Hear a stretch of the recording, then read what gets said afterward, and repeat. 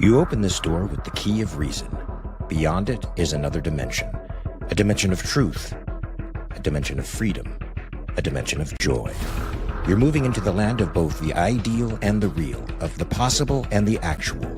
You've just crossed over into the Capitalist Corner. Where reason meets reality, welcome to the Capitalist Corner. Happy Monday, folks. Yes, where reason meets reality. We are your island of reason in a sea of chaos. Thanks for joining us today. We know you have tons of options on a Monday, and you've chosen us. We really appreciate you. So before you leave, or before you do anything right now, I want you to like and subscribe to this station. Make sure you share it liberally across all platforms. We are the Capitalist Corner. I am the host, Mark Pellegrino, and also the chairman of the American Capitalist Party, along with my co-host and vice chair of the American Capitalist Party, Michael Liebowitz, who is also the host of his own show, The Rational Egoist. Give us our weekly update on The Rational Egoist, Michael. I know you were away for Peacock's birthday, and you were running around San Diego shirtless at night. Super weird. We're not going to talk about why that happened. But so did you have time to create any content for The Rational Egoist? I did. There's actually a debate I had with a very bright young man. He's although he's mistaken, he's an anarchist, but I had him on the show to debate, Man Sharma. He's in our audience usually as Rational Frontier, but today he may not be. But it was a fun discussion. I think it was a good debate, and check it out. I think you'll like it. I just want to address something before we get into any of the topics. In my debate the other day with Liquid Zulu, I was wrong. I made a statement that there are people under the banner of the Atlas Society who have endorsed Donald Trump. I was referring to two people who work for the Atlas Society, Richard Salzman and Scott Schiff. Neither one of them endorsed Trump under the banner of the Atlas Society. It's in their own capacities. And I'll even go a little bit further that I've of late seen Professor Salzman, who as a person I don't much like, but I have to be honest, his criticisms of Trump are far greater than what I would have expected given his initial endorsement. Duly noted. And on top of that, folks, I also want to say the show, is not affiliated with the Capitalist Party in any way. We are two capitalists talking about the news from a capitalist perspective. But if you want to see what the Capitalist Party is all about, please go to AmericanCapitalistParty.org, subscribe, become a card-carrying member, and be the change. Be the change. You've got to be sick of the tribalism that's going on now. There was did you send me the tweet with Dinesh D'Souza harping on Ron Paul for betraying Trump? It's Rand Paul, but yes, I did. Are you asking me if I sent it or if I saw it? Am I just remembering that? Like you sent it earlier this morning, or am I remembering that from some cloudy past? I don't know what you're remembering from a cloudy past, but I did send it. It's good at least one of us knows it. You know, I went to this. Let me just tell you a funny story real quick, because I like to tell funny stories. I went to a party the other night with Diana. Her cousin, I guess, is an actress, and she had a party full of young actors. So I was invited, and I'm the old man at the party, but I was able to gain a little bit of credit because I come off like I know what I'm talking about, though I clearly don't, because I've heard of the Meisner acting method from you. So I went in and I pretended I know what I'm doing, and I brought that up and I talked to it, and I said, "Oh yeah, my buddy, he was the hitman in what's that horrible movie, Mulholland Drive." They all liked it, of course. I don't know why, but it was a fun time. But there was a very interesting moment for me. It was a costume party, although I didn't dress up. So to Seinfeld, where George gets very upset that the clown doesn't know who Bozo was. So I go over to the clown and I said, "Hey, do you know who Bozo the clown was?" And she says, No, didn't know who Bozo was. So I had a bit of a fun time with that. I'm not glitching. Am I glitching? If that story had a punchline, I'm still searching for What are you talking about having a punchline? So, the punchline is it was a real life clown who didn't know who Bozo was, just like the clown. I got it. It just wasn't. It was unfunny. Persephone's laughing. No, fake Michael was that we are the anti-tribal party. We are the party of individual rights. And Dinesh D'Souza posts this thing about Rand Paul betraying Trump again. And now, what is Rand Paul betraying Trump about? Well, he's going for the Constitution. He's going for constitutional limits against the executive power. He wants the legislature to pick up its war powers the way it used to 100 years ago, and not let the executive run roughshod over people. He's going for due process. Now, to Dinesh D'Souza, a typical tribesman, I had to respond to this tweet, and I actually retweeted him and tagged him in this, so hopefully he gets it and reads it and responds to me. I doubt he will. But that's the tribalism that I'm talking about, Michael, where these guys are for Trump the man. It's now become a land ruled by whim and not law. Reason is taking a back seat to this guy's impulses. And that scares me. And a guy like Rand Paul is literally crying in the wilderness. Now, the reason he was attacked by Dinesh D'Souza was because he's supporting Massey, more libertarian in his outlook. And so these are the two guys with testicular fortitude in Congress. And the fact that Trump is backing another player, a loyalist against Massey in the election that's coming up, and that Rand is throwing his support behind Massey and not the Trump candidate. Well, it's infuriated the president like every non-loyalist does. And I guess Dinesh D'Souza as well as the PR wing of the new Trump Republican administration. What do you think about this, man? Because Rand Paul seems to be standing for constitutional limitations. I think those are great. I think he's one of the only sane people in the Senate.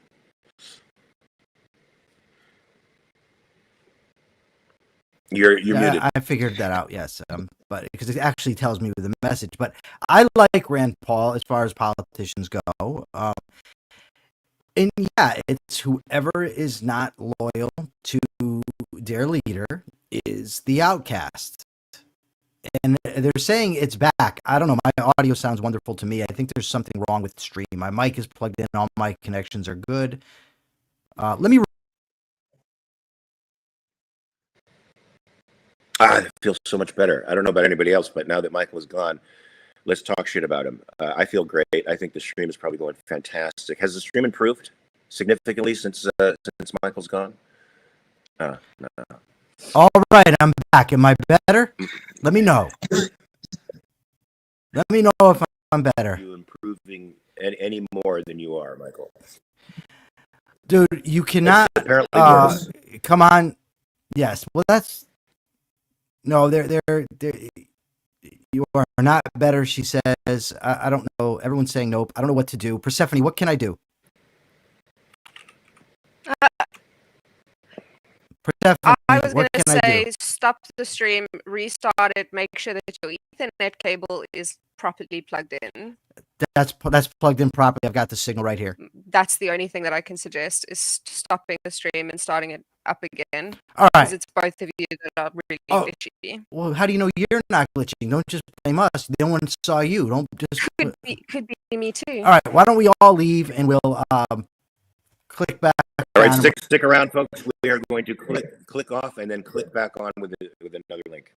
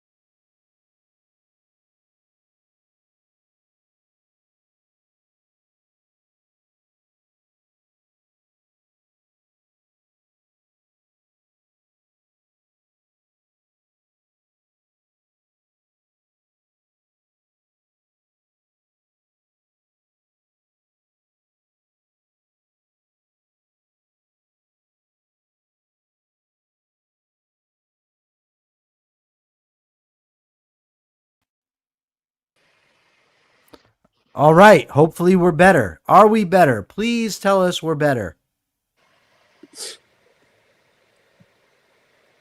I got nothing. No one's giving me an answer. Hopefully we are connected. Is Persephone with you? They're saying we're better. Persephone is, right? Look at. Fantastic. So, okay. There's the lovely Persephone. Yay. We are back to normal, folks. Good morning, All right, everybody. we're kicking Persephone out. By Persephone. We were talking about Rand Paul and his support for Massey over the Trump pick and how that has infuriated Trump, who, has always been in a constant state of, I guess, anger over Rand Paul's lack of support for him and resisting his executive overreach. But what do you think of this? You were saying you like Rand as a politician. As far as politicians go, yeah, I do like him. I don't think he's, he's a politician. Let's just put it that way. But I do think he's better than pretty much every other politician. But the problem is he doesn't kiss the ass of their leader, and whomever does not do that is labeled as an outcast. So of course now he's a traitor or whatever else they've called him today, because he won't endorse the guy that Trump wants. And by the way, Trump wants this new guy because the other guy in there also won't kiss his ass. So it's all about Trump and his rather expansive derriere needing to be kissed by the sycophants that he likes to surround him with. But people will keep, some people will just keep endorsing him. What we need to do, in my view, I have this thing, right, Mark? And I think people very much misunderstand. Not everybody misunderstands. Let me rephrase. Some people very much misunderstand what I do and why I do it. So, for instance, David Harriman, who co-authored or wrote The Logical Leap, which I guess was pretty good. I haven't read it. He is the editor of the Journal of Ayn Rand Studies. I happen to have met him at Leonard Peikoff's birthday. But he came out with a post about how, objectivists who oppose Trump are Trump derangement syndrome, something. So I said, well, I'll debate you on this issue. And he responded with, okay, but as long as you are going to defend communists. And I said, well, I'm principled. I'm not going to do that. What? Yeah, I said, look, if all you're saying is that Trump is the least evil, then I have no issue with it. If you're saying he's pro-reason, pro-constitution. Wait a minute, but I don't even know that that's true anymore. What? That he's the least. No. But I'm saying I'm just not going to get into arguing about who's the lesser evil. Okay. It doesn't matter to me.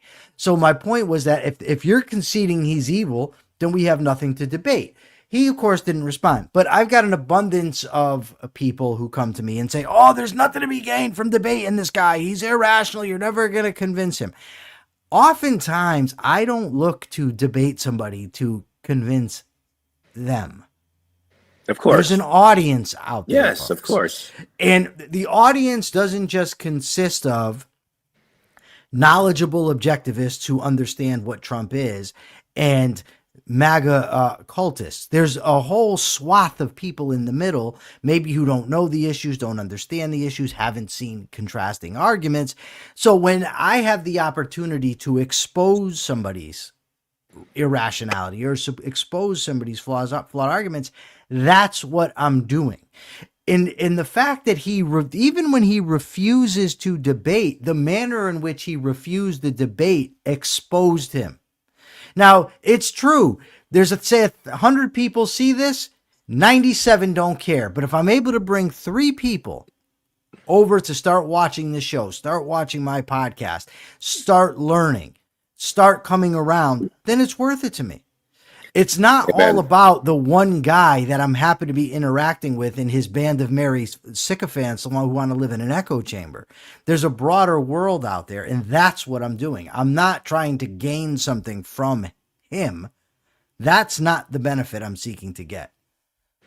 I agree. That's one of the reasons I carry on debates on social media, because you're certainly not going to change people who are invested in their point of view and oftentimes make a living as influencers with that point of view. But you might convince people on the fence, people who are serious intellectuals, people who are seriously curious about ideas. Those people you can change. So I just saw this tweet from well, this comes from Howard Mortman, but I guess on Truth Social, Trump has been agonizing over an ad that was placed by the Canadian government, particularly Ontario, but he's blaming the entirety of Canada for it, not just Ontario, which is a province of Canada, folks, which means sort of like a state. But this state, Ontario, blew about $23 million on an ad that basically uses Reagan's words about tariffs, and they placed it fairly high up, like in the World Series. It was part of the ad campaigns, and very, very visible to most people. Although I wasn't watching TV that much, so I didn't see it. But it basically uses Reagan's words to say tariffs suck. Tariffs are not good. They're a very bad thing. They penalize the American population, and they start trade wars, which contributes to the worldwide general hostility. They're all in all not good. Well, Trump came out and said President Reagan loved tariffs, and they said he didn't. And I guess it was AI or something. That's what it was. They cheated badly. Canada got caught cheating on a commercial. Cheating on a commercial, yeah. Cheating on a commercial. It's a crooked ad. They knew Ronald Reagan loved tariffs, and they're playing dirty. That's playing dirty. You can't play dirtier than they can. I can't play dirtier than they can. Can I tell you what's interesting about this whole thing? Yeah. Trump has previously said that the one thing he disagreed with Reagan on was trade. Well, that doesn't matter. Consistency. Because, that's my whole point. The guy's a freaking liar. And people still defend this jerk. It boggles my mind. It really, really does. He lies constantly. But it's true. But he's grasping onto what he's grasping onto is a quote from the Reagan Presidential Foundation and Institute, which implied the ad was misleading. The reason they said that was because I guess they dropped the context of an exception for Japanese microchips. Yeah, there was there was one minor thing where Trump would use a tariff for something or the other, but by and large, he was pro-free trade. Reagan would have, yeah. But they've been called out by a lot of people. I mean, Jonah Goldberg, Phil Magnus, the people are out there just saying, look, this is BS. The Reagan people are full of it. Trump's full of it. But Trump knows Reagan was pro-trade. Well, everybody who knows anything about the Reagan administration should know that he was one of the more capitalistic free trade presidents out there, for which he was excoriated for at the time, by the way. Yeah, it's just like, I don't know, like the inside the soul of a human being that can continue to defend and support this guy. Somebody else yesterday told me, yes, but you're ignoring the alternatives. What alternatives? He's the president. He's not running for office. The alternative of Kamala Harris, to be honest with you, an empty suit versus one who's impulsive and out of control and completely irrational. I actually would probably take the empty suit over that. Well, there's an argument to be made, but ultimately the point of the matter is, so what? We can never criticize Trump no matter what he does because Kamala would have hypothetically been worse? Yeah, it's an unknown. It's certainly something that we will never know, even though the New York Post recently has said that Kamala is putting out feelers for 2028. Let's hope that's not the case. It's a confederacy of dunces at the moment. Okay, so Holden Mitrione here, it's hard for me to follow, but he says no. He then says Reagan's own secretary said he was the most protectionist president in 50 decades. Let's see what he says here. I don't know exactly what he's getting at. 5 decades, he says. Here's the problem, Holden. Like Reagan, I don't think he was, capitalist in the sense that I would prefer. But he certainly was free trade in comparison to Trump. The quote that he put out there was certainly true. I mean, it wasn't a fabrication or anything like that. I don't know what you're talking about. The fact that his secretary said he was I don't really like arguments like that, Holton, to be perfectly honest with you, because it's like if you could drag somebody up and that says even Liebowitz is but here's the problem. Anecdotal. Well, yeah, even a guy who knew Liebowitz in prison, or even the guy Liebowitz hung around with in prison, says this. Okay, but I need to see the facts. The fact of the matter is this: the quote was real. And the fact of the matter is Trump has previously opposed Reagan on tariffs and opposed him on trade and did so in the 80s. So to claim that the quote is false and for Trump to claim that Reagan was very pro-tariff after previously saying he wasn't is dishonest. Yeah, I think at least Reagan had a basic grasp of economics that eludes Trump. Trump is more about asserting his power over regional areas. And you told me not to mention dicks, but he's basically dick crossing with. No, I told you not to mention handling dicks. So we have a comment here from Amanda Grace, and this isn't something else. Wait, don't let it drive you crazy. Don't. Let I'm not, but I want to know. I want Amanda Grace. Put it up on the marquee. I want her to because there's a lot of comments like this, and it doesn't just go about right here, but such and such is the puppet of these massive organizations, whether it be AIPAC or the Illuminati or whomever. She says that empty suit was a puppet of the socialist Islamic movement. Puppets are not innocuous. You have to look at who is pulling the strings. Okay, I want you, Amanda. You can do it on X if you want. You can do it right here. Present the proof of, first of all, this socialist Islamic movement, right? This broad movement that is acting as a monolith. And that was. Well, I'm gonna play devil's advocate with that. I mean, only because you can see in protests that the socialists and the pro-Islamists are. That's not what I'm arguing. I'm not saying gathering together to try. That's not what I'm talking about. Well, that's not what I'm talking about. I'm saying that I'm talking about the group, this large monolithic group. It's the squad. The squad get like 5 members. 5 members, but very influential members. But they're so intellectual that one of them lost a primary. Right, but one of them has Mark, this is where you're going to drive me nuts. I'm playing devil's advocate. No, you're not playing devil's advocate. You're coming with pure bullshit. Who is this mass organization that's pulling the strings of the political candidate? That's what I want you to show. Michael's blood pressure medication, please. Stat. Just show me that. I want you to show me this monolithic socialist Islamic movement that is pulling the strings of a presidential candidate, because that's what we're talking about. I don't think organizations like Antifa or the American Communist Party or even these Islamist organizations that are gathering together, they're deliberately decentralized. And that's how they sow chaos. But they are in ideological alliance with each other, and they do pull some strings, and they are affecting the political conversation today. You can't deny that. Okay, no, Mark, that's an entire straw man you just constructed. Complete bullshit. She said when you're talking about an organization pulling someone's strings, you're talking about that person specifically. No, she's talking about a movement. She's talking about a She movement. says that there's this movement pulling strings. Does that not mean that the movement? Hold on. Let me play devil's advocate. If you're going to play devil's advocate, steel man the argument, Mark. Don't come up with bullshit. Steel man the argument. To me, the argument is a movement influences a politician. The politician, but that's not what she said. The politician is attempting to appease this particular constituency because they have political weight for her. Mark, right? They leverage their political weight. Yes, they all do. That's not what she said, Mark. In this case, socialists, communists, and Islamists are combining with each other and are creating. Mark, that's not what she said. Rather formidable political force. Wonderful. Mark, I didn't deny that, Mark. That's complete codswallop. That's a complete straw man. That's not what she said. This would be a great discussion. This would be a great discussion for Patreon. So that I could annihilate you in the discussion? That's not what she said. Of course I would. Stick to what she said. She was a puppet, meaning she had no will of her own. This specific one movement was pulling her strings and going to make her do their bidding. That is, prove that to me.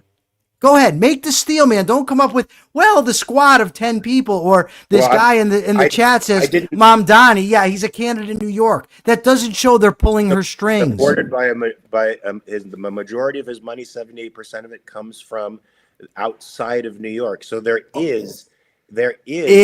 are they pulling her strings, Mark? You have to acknowledge that these people have weight Okay, can we acknowledge that AIPAC has weight? Yes or no? Let's go the other side then. If we're going to play that game. Little weight. I think AIPAC has very little weight. Mark, and how many examples? I mean, I could give you examples. Oh my God. I could give you examples of how they couldn't even get my Bush Lord. to change wording on particular treaties Mark. that they wanted Mark. treaties engaged. Okay. They couldn't even get them to change wording. Mark, that doesn't mean they don't have pull. A politician running for office has various interest and pressure groups that give money to their campaign. They can never appease all of them. They try. They try to triangulate. Would you say that those constituencies have power over that politician and determine a lot of his movement? I would say they have influence. I would say that all the constituencies have influence, but that's not what she claimed. So why are we arguing about that? What is a primary, let's say, constituency for the left at the moment? As they are seeking desperately for. Hold on, as Trump wants to put a Qatari base in the United States. It's a non sequitur to me, but it's not a non sequitur. Read what her quote says, Mark. Yes. I agree with you that he, in the same way, is kowtowing to Qatari. That Mark, receiving a $400 million plane from Qatar is certainly being influenced by them. Mark, and yes, he is. So why don't we address what she's saying, Mark?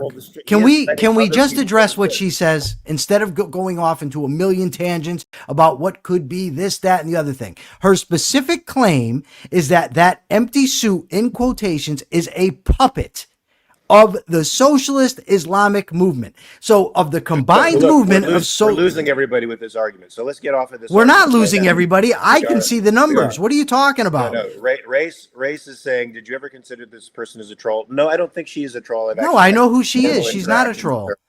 She's not a troll. But we're not losing people either. That's not true.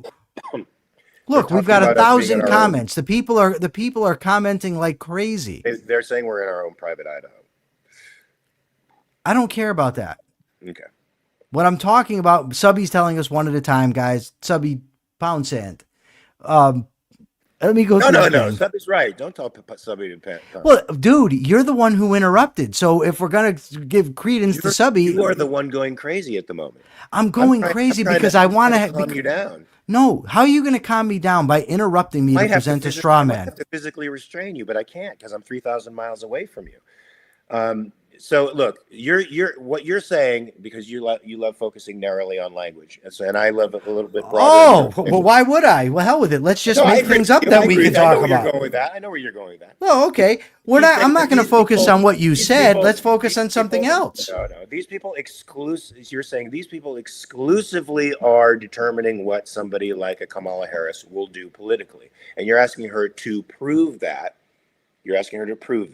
So, Amanda, if you can prove... No, now she's leaving because you called her a troll. I didn't call her a troll. Ray said that she might be a troll. I know she's not a troll. So why bring it up? Amanda, stay. We want you to stay. We know you're not a troll. Forgive Michael for his outburst. No, don't forgive me for my outburst. Yes. I don't need to be forgiven. My outburst is entirely justified. She presented an irrational argument, and then you attempted to back it up with a straw man. That's grounds for getting agitated. I didn't back it up with a straw man. I backed it up with saying that these constituents are real, and that but that's not what she claimed, Mark. And that a person as ungrounded as Kamala Harris. Mark, that's literally what a straw man is. You've just admitted literally to a straw man. Her claim was this. You then watered it down and argued against something else. That's literally what a straw man is. I'm being more honest about the situation than she is. I'm being more exacting. But who cares about that? Let's talk about what you told me to put her quote up on the screen so we could discuss it. I put the quote up on the screen to discuss it, and you brought up a different topic.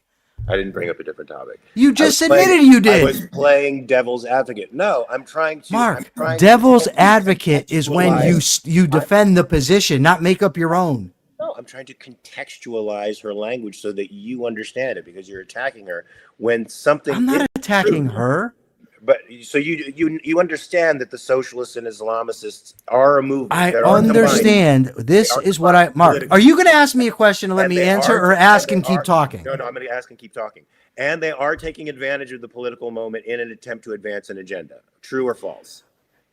Irrelevant. Entirely. No, listen, of course there are Islamicists and socialists that are trying to influence policy. Who the hell ever said they didn't? In combination with each other, and that they are. But whoever said there wasn't? Nobody. All right. Well, okay. We will disagree that maybe Kamala could be influenced by this. I think she probably. Who said she couldn't? That's not the same thing, Mark.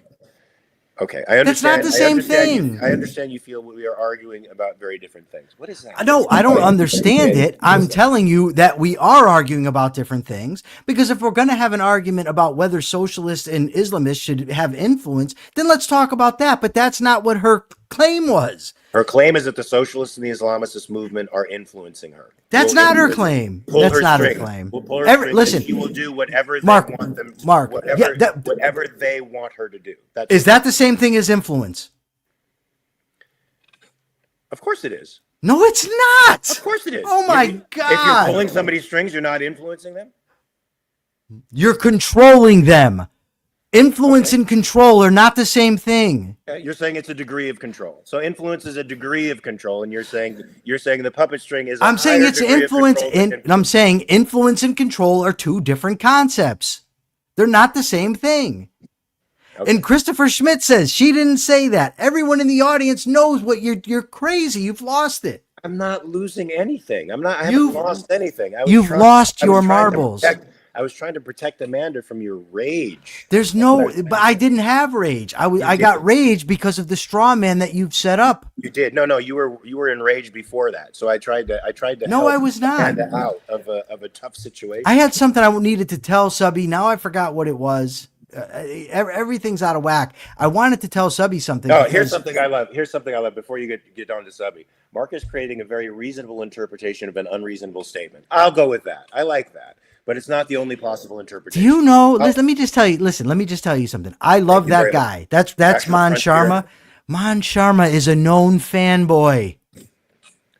When we're arguing with Stefan Kinsella, he comes in and says, "Mr. Kinsella, what? I like you very much, Mr. Kinsella." That's what he's doing to you right now. No, he's actually framing it properly, which is I am trying to graciously lend the most charitable and rational interpretation of this. Amanda's internet went out. Amanda's back. Her internet went out, but she's here. So now, can we actually address? Okay, look so again. Hold on. Being controlled by Islamic socialists. Okay. So let's see the proofs. Let's see the receipts, Amanda. Oh my God. What? Okay. For your sake, we need to see the it's not for my sake. So my interpretation, thank you, Amanda, very much. My interpretation was right all along. Mark Pellegrino presented a straw man, tried to argue for it, interrupted me, and then didn't understand why I was upset. Hold on. Then Rational Frontier attempted to stroke Mark's ego. And now he's says, I'm not a known fanboy. I'm a hero worshiper. Aw. All right, that's funny. He is a hero worshiper, and thank you very much. Because my side, the irony of this whole thing. I consider Michael a hero too, so you have to worship him as well. He loves me too, especially. Listen, you are standing up for precise language, which is great. Because listen, Rational Frontier. Let me just tell you something. He knows I'm a hero after what I just did to him in our recent debate. That's all I'm going to say. Okay. But Rational Frontier don't feel bad because Mark's gotten the same treatment. Now, the irony, can I tell you the irony? He worships you like a god. But she doesn't have a life-size cutout of you yet in her. You don't know that. That's true. Amanda, you can't see any comments but your own because you're joining us from X and not from YouTube. If you were to join us from YouTube, you would see the entire chat. Yes, we know Persephone loves me. She wants me. This is all very obvious. And we don't know what kind of doll she has and doesn't have. But I will talk about a John Stamos doll, but we'll do that later. Okay. The thing I wanted to tell you about is the irony of this. The irony is that I never said that Kamala was better than Trump. Mark was the one who came on to defend the idea that maybe Kamala was better than Trump. Then Amanda came in to attack Mark with this statement. And then I defended her for attacking. And then he went on not to defend her, but he went on to defend her based on something she didn't even say. Now, can we address Holden Mitrione now? Based on a charitable interpretation. Listen, can we talk about Holden Mitrione. This is what he says. No hate. I'm a fan of the show, but Reagan was the enemy of an unhampered market and economically illiterate. The conclusion is drawn from facts, some of which you can see presented here in this article. I cannot see the article there, Holden, when you proposed it here, but nobody here is arguing that Reagan was in favor of an unhampered market. He was certainly more pro-capitalist than anybody at the time or anybody that we have today that's a viable candidate for president. But no, I don't disagree with your statement. You have to hold the context of what we're discussing. Trump claimed that Reagan did not say that he was for pro-free trade. Trump then argued that Reagan loved tariffs after Trump had previously argued that he disagreed with Reagan on trade. That's the context. That's what we're talking about.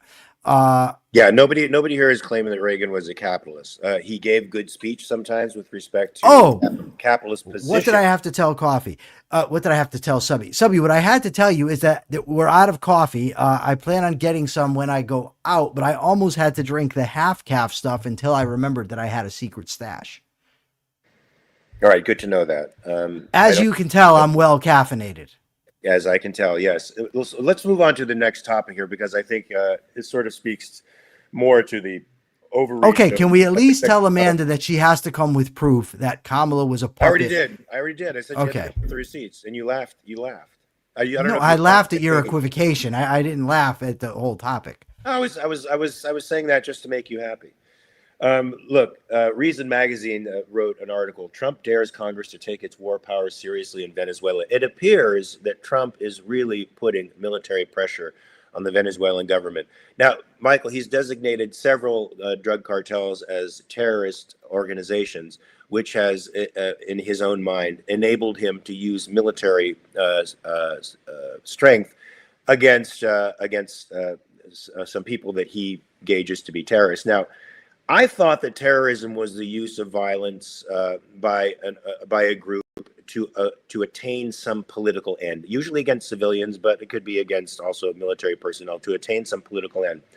I see the drug cartels as being an unfortunate consequence of prohibition, where they've prohibited trade for a product that there is still a demand for, and these people are not, in fact, using violence to achieve a political end, but transferring a product to people who want it that happens to be illegal in the United States, which, as we see now in the progression of this conflict with Venezuela, has significantly increased violence. Prohibition significantly increases violence.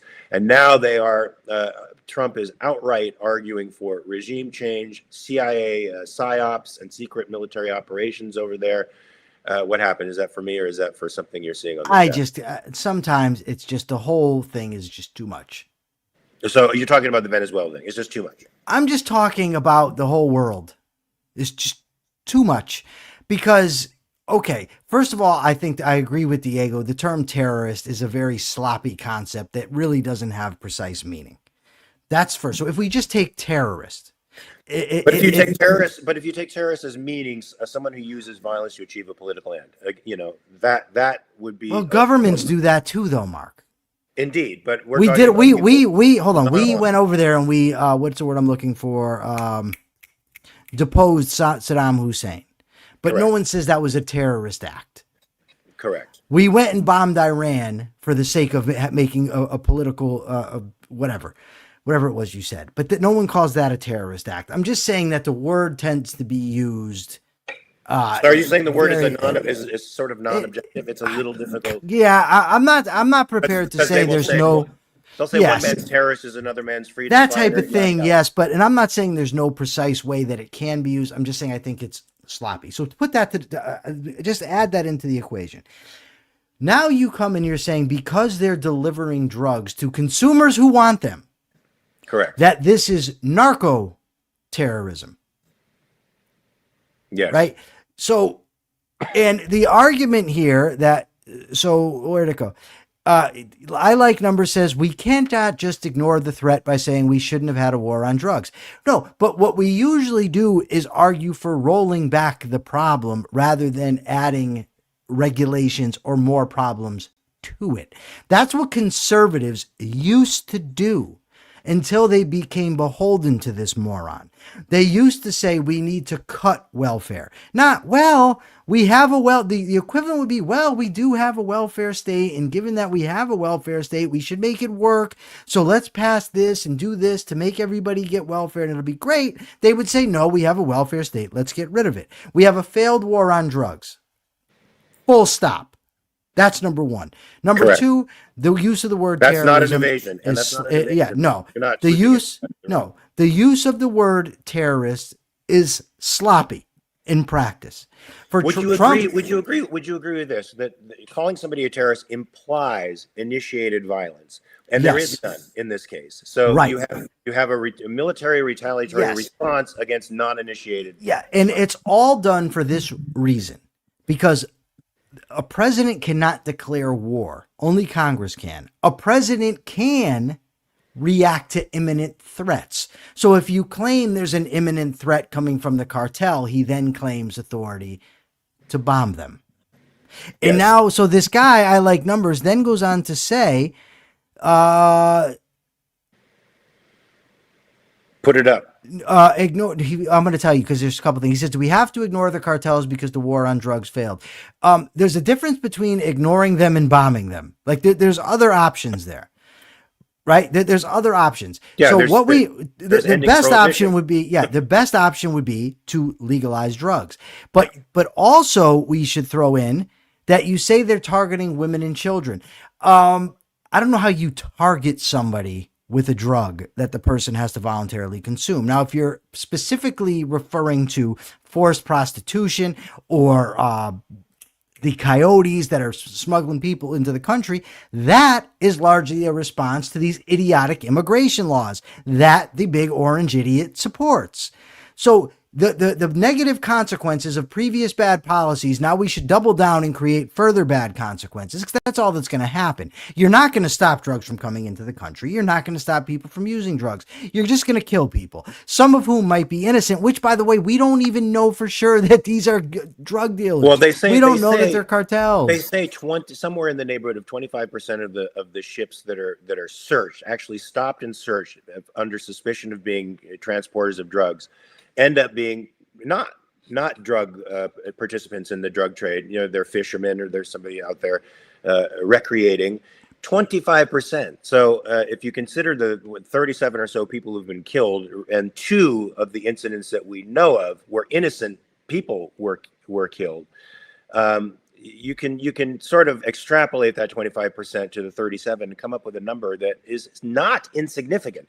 And the 37 who have already been killed, even if they were members of Tren de Aragua, were denied due process.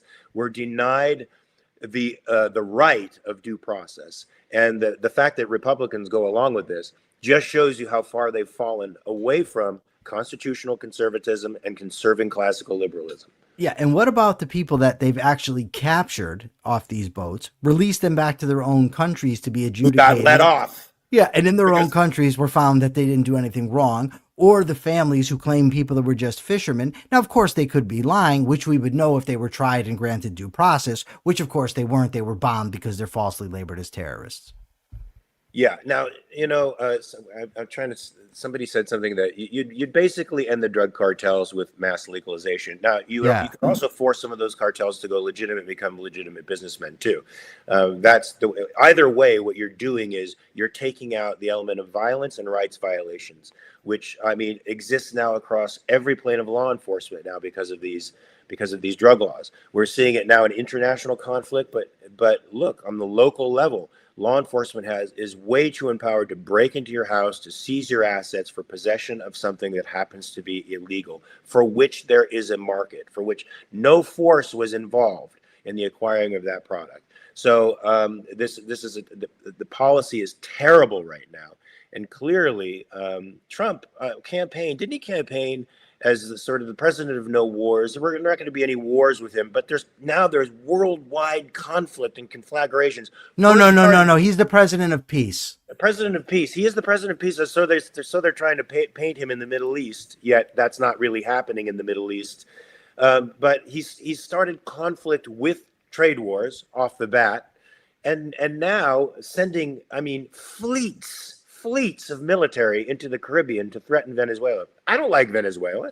I mean, I think it's an illegitimate government. I think any communist or socialist government is illegitimate in my eyes, because it doesn't operate on the principles of proper government, but on their violation. So it's not legitimate to me. But that still doesn't give Trump the right to now send military forces there and start a war. At least with Panama, at least with Noriega, there was the interest of the Panama Canal. There was that potential risk to American free trade, even though a lot of that stuff was concocted, and he was eventually nailed, as Maduro might be, on narco as a sympathizer with the cartels, and eventually arrested in prison and died in prison. This may be Maduro's fate. It's still water. This is still as wrong as it gets. I mean, this is as wrong as it gets. It is. I just wanted to, now that I have him here, Holden Mitrione actually debated Charlie Kirk. And I'm just wondering, Holden, is that debate available anywhere to watch by any chance? He can post it. You know, what are you, distracted? What's happening? Me? Yeah. Well, I'm doing what you do all the time. I'm looking at my phone. I'm pulling up the next article. I'm not texting or just like hanging out on the phone. We know you're not texting. While you're hanging out on the phone, you're reading something else and totally disengaged from what I'm saying. I wish. While I'm pulling up the next article. The thing is right now. We're fighting a lot today. Have you noticed? No, it's okay. We can fight with this. I like numbers. He says he'll build a canal in Venezuela. Oh, okay. He's joking, so I can't get on him. I was ready to get on you, dude. But it might be a chick. See, we don't know. Or dialectics. Trump is a Marxist. Peace through war. I like that. No, that's cool. Not just because Rational Frontier loves heroes and loves me, but because it's a good statement. So look, you sent me something from the Morning Dispatch. Oh my God! Hold on. We have to address what I just saw. Okay, go ahead. Persephone's staring at me, and she just goes like this. What does that mean? It's like, you know how you fan yourself to cool down? Yes. That just happened. Okay. And this time I'm not making it up. It really happened. Oh, so now it comes out. You've been. No, sometimes I make things up. 99% of the time. I didn't say that. See, now you're doing it again. It's not a lie. Okay. I'm giving you an ungenerous and uncharitable interpretation of your words, unlike Amanda's, who I was being. No, you gave her a ridiculous charitable read. Subby says the military ships are in Trinidad. Her friend lives there, and she said the trade ships coming in are stopped. I don't doubt it. Although his friend is a little unhinged, I guess, so I gotta maybe throw that out there. I don't understand anything that you said there. Did you rephrase it? Did you what didn't you understand? Just help me rephrase. Okay. Okay, Subby, I'll do it real slow. Subby has a friend that lives in Trinidad. She says that military ships from the United States are there. Yes. And trade ships that are coming into Trinidad are intercepted and stopped. Lovely. So now Trinidad is suffering because of Trump's stupid well, according to this friend we have she's fanning herself again. Now she's gotten an item to do it with. Like this, I got my American Capitalist Party. Can't see it though. Thing you can now, and she's fanning herself with it. But yeah, we don't know about the credibility of Subby's source, so she might be good. I don't know. I wanted to talk about the article you sent me in the Morning Dispatch. Look, what Milei is doing in Argentina is working, folks, and the people of Argentina understand it. So they're voting for him. I guess as far as those politicians, the politics in Argentina goes, he's winning more than any other coalition there. And it's because his politics have brought inflation down. What was the inflation there? It was like somewhere was it 200%? Yeah, it was like and now it's somewhere in the neighborhood of 8 or 9%. Yeah. It's still too high, but he's trying to get their monetary system back on track. And he's going to do deeper cuts to regulation. Just so you know, since we started getting along, the viewership has gone way down. Conflict feeds. People love conflict. I'm telling you. But there's no conflict between Lee and Persephone. I don't understand what Lee is implying here. She says, Seth would never. She's loyal to me. Is she implying that Persephone and Lee are in some sort of relationship, or that if Persephone is flirting with me, that would be disloyal to Lee? I'm not sure. So I'm just coming up with a ship right now, Persephone. What? Yeah, that's the ship. That's the new ship, Persephone. You got it. Persephone. So look, Michael, I'm Yeah. excited about this because we actually have a laboratory experiment in economics going on in Argentina. Not that we didn't have it with East and West or North I and hate to South throw a Korea. monkey wrench into your thing, but No, they no, no. are kind of coming to the United States asking for money. So I mean, there is that. There is that. They are asking for subsidies, but that's because there's a negative cash reserve flow, and that's because of some of the crap that the policies that were happening before. Getting out of this kind of deep socialism is an ugly business, folks. Yes, Just that's like true. getting out of poverty for America during the Industrial Revolution was an ugly business, and Nice tie-in. Yep. Yeah, socialists point to that and they say, look at all the depredations, how horrible conditions were back then. Well, that's because we were poor and we were getting rich. That's and it right. takes time and it's ugly, folks. It's not pretty. And so, Milei has to go through this process, and we're going to have to go through it at some point. Whenever before the chickens come home to roost, we're going to have to face certain realities that, folks, is not going to be pretty. And Hold on. Isn't that when the chickens come home to roost? Not before they come home to roost? When the chickens come home, when the chickens come home to roost, that means the entire economy collapses. So before the chickens come home to roost, you have to do things that other people would perceive as rather ugly, and it's going to cause, problems. As Trump said when he started, these stupid tariffs, look, there's going to be certain economic issues as we adjust. No, that's codswallop. It's true. It's codswallop, but for the wrong thing. But when you come in as a capitalist and you start making these massive cuts, when there's, somewhere in the neighborhood of 51 to 52% of the United States population is dependent upon subsidies and government in some way, it's going to be a really, really hard thing to do. Like removing a tumor that's attached to lots of vital organs. It's intricate, it's difficult, it's ugly, it's going to be tough, but it has to be done or the tumor kills you, right? That's when the chickens come home to roost. So anyway, we have literally evidence. We've had evidence since the early 20th century, but we have evidence right now in modern times that capitalism, freer markets actually bring prosperity, better monetary policy, a hard money policy, or better yet, a gold standard would be ideal. Hopefully he's working towards that, but we see it in the increased prosperity of Argentina. It's going to be a hard road. Hopefully they're patient enough to work through some of this economic difficulty, but at least somebody at the helm knows what he's doing, unlike the United States of America. Now, do you agree with me there, Michael? I don't like Indian food. I'll tell you that much. What does that have to do with anything? Well, earlier, Man Sharma told me I could have coffee in India, but I've had Indian food twice now. I recently had it over there in San Diego, and I didn't like it at all. So I'm just going to put that out there. What are you talking? Are you kidding? No, I'm telling you, I don't like Indian food. It is amazing. Why? Because you like it, I get it. But taste is not an objective thing. Different people like different stuff. I don't like Indian food. I like Thai food. It's good. Well, Thai food is great too. I like every food. What? No, you don't. Yes, I do. So you'll eat anything I put before you. You like? If I'm talking about now, look here again. I am interpreting charitably that you would put something like you said all. Doesn't all mean something? Would you eat monkey brains like they do in some countries? Sure. All right, I'm not eating monkey brains. Yeah, if it's cooked properly, I'll eat it.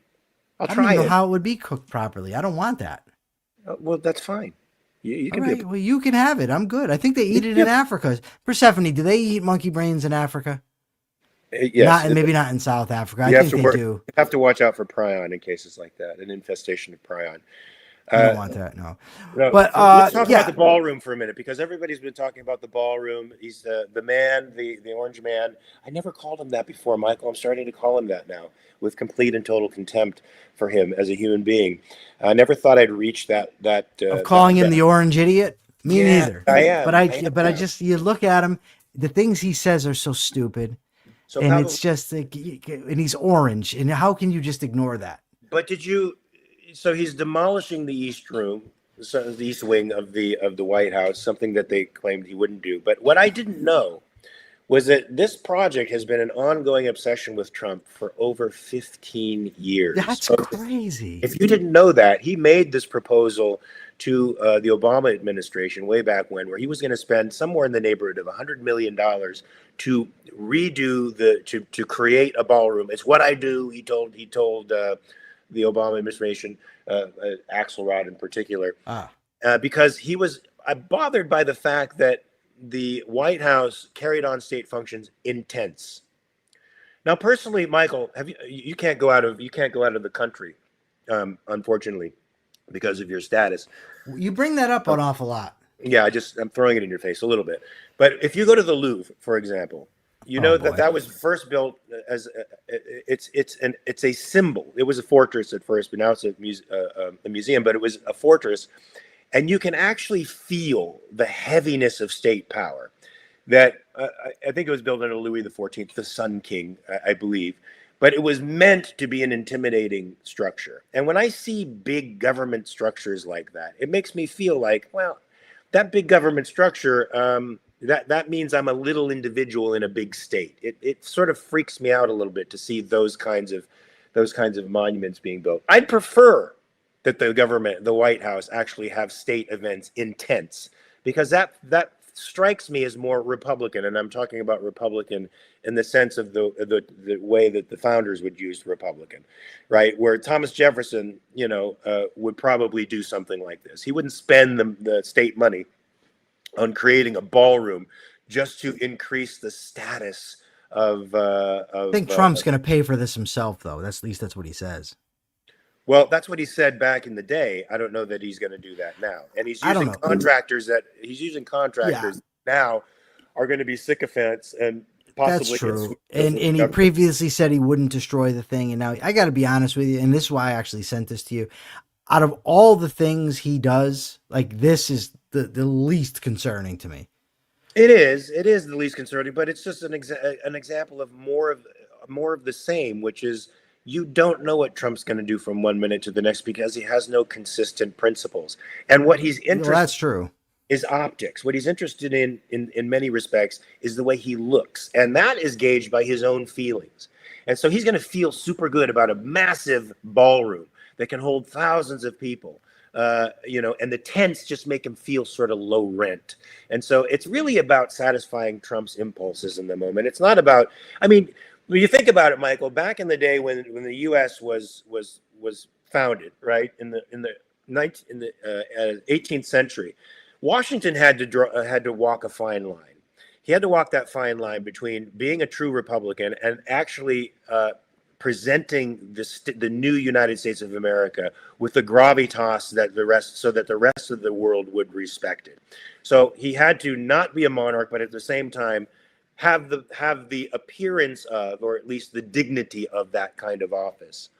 Trump now, it's not even about that kind of, which I would consider sort of an objective standard. He has his own standard, his own field. He doesn't like being intense. He thinks it's low rent, so he wants something majestical because. Intense. Intense. Yeah. I thought you were saying he doesn't like being intense. No. What the hell does he care about being intense? INTENTS. Jefferson used to hang around the White House in like a bathrobe and slippers and had the door open. That's awesome. I love that. And he would take visitors. And did you know that he also answered every piece of mail that came into the White House? Cool. That's awesome. I think I've heard that before. Yeah. Every citizen who wrote into the White House during Jefferson's time got a response from the president, not an auto pen, not some staffer. But, at the time, Michael, he had, I think, 4 assistants, and most of those people in the executive branch were paid for out of his own pocket. And he was, of course, quite in debt by the time he died. But now there's somewhere in the neighborhood of 4,000 people that is about the number that keep up presidential business. To me, folks, that is too big. I think 4 is a perfect number. Even by 21st century standards, the president should be doing very little, in my opinion. So Greg Lewis wants to know, does Mark answer all his fan mail personally? I do. That's pretty gangster. I believe he does too. I think that's absolutely insane, but I believe it. I don't have an assistant to do that kind of stuff, certainly. But if it doesn't come directly to my house, and sometimes people find my address, I will not answer anything or sign anything that comes directly to my house. But I will if it's going through other folks, because I think next time I think I'm going to go to LA next time so I can actually see you. Because when I went to San Diego, it became a real problem. The airline I wanted to take to get me to LA no longer existed. The train ride was 5 hours. Nobody told me I could rent a car. I didn't know anything about that. That is the most boomer thing anyone could have. That's beyond boomer right there. Nobody told I me thought this is like thousands of dollars to rent a car. I didn't know you could rent these things for like $60. I knew Rozzy rented a car. Oh, by the way, tell us real quick before we go. I heard Rozzy's conference was wonderful this weekend. I thought it was great. I was only going to stay for my speech and then I was going to leave, but I had a coaching session and then I moderated a panel on how to create a business and make it grow. And that was fun. It was totally impromptu, but I had a great time. I think my speech was super fun. People enjoyed it. He did a great job. I mean, I have to say he did a fantastic job as somebody who attends conventions all the time. And for this being Rozzy's first attempt at it, it was small, but it was passionate. He got great guests, including Leonard Peikoff, who was the final speaker, I think, at the con, and he talked about ragtime. I didn't get a chance to see that lecture because I'm sick, a little under the weather, as you could probably tell from my voice, so I had to go home early. Your voice is no different than it usually is. No, really? What you're talking about. No, Feels you like always have that raspy heroin addict thing going on. But go ahead. I do? Raspy heroin addict thing. Yeah, I don't like to point it out, but you brought it up, so. Well, that's kind of cool, though. In fact, Persephone's fanning herself again. I like raspy. I think when you and I argue, maybe it, gets her a little hot under the collar. I'm just saying. I'm all right with that. Me too. Do I have the capitalist thought of the day? You do have the capitalist thought of the day. I feel like I'm going to be so redundant, folks. But look, we're living in crazy times right now where we have an executive in office who now doesn't even hide the fact that he has contempt for the Constitution. The Constitution is there to protect you, the individual citizen, against the government growing. It's meant to restrain the government, not you. You are free to do whatever you choose to do, so provided you don't initiate force against anyone else. I say we have to amend the Constitution, obviously, to take contradictions out of it so that this kind of stuff can't happen in the future. But we must at least get back to the constitutional restraints of the branches of government and allow these branches of government. There was actually an article about this. To actually balance each other out again. The legislature has to start doing its job, which means it has to start legislating, which means it has to take control of the power of the purse. That means the president can't be throwing tariffs around. It has to take the power of war back from the president, who since the Cold War has been using the CIA and the military apparatus as a means of waging unofficial, undeclared wars across the world, which has not been good for us in many respects. So that's a whole other conversation. So let's get back to constitutionalism, folks. Let's get back to classical liberalism, which means you are the king of your own castle, not Trump, not any legislator in Washington, no legislator in your council or in the state legislature. Nobody, the governor of your state, is your master. You are the master of your own destiny.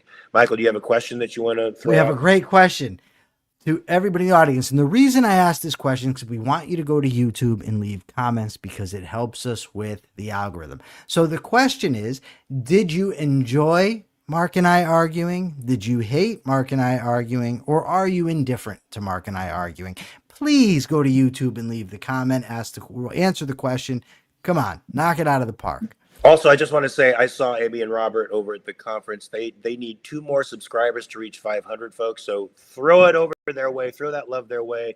They're 2 great people, great objectivists, very talented, funny, and they used to be into punk rock like me. So I have that bond with them as well. Don't hold that against them. Subscribe to their show. Yeah, folks, remember to like and subscribe to their show. Remember to like and subscribe our show. Remember to share it across social media. You have 23 hours to check your premises. We will be here same bat time tomorrow, 9 a.m. Pacific, 12 p.m. Eastern. Remember to check your premises and remember, we are your island of sanity. Even though we argue sometimes, we are your island of sanity in a sea of chaos. Come to us. We are your life preserver. Thank you very much. We'll see you tomorrow, folks. Peace.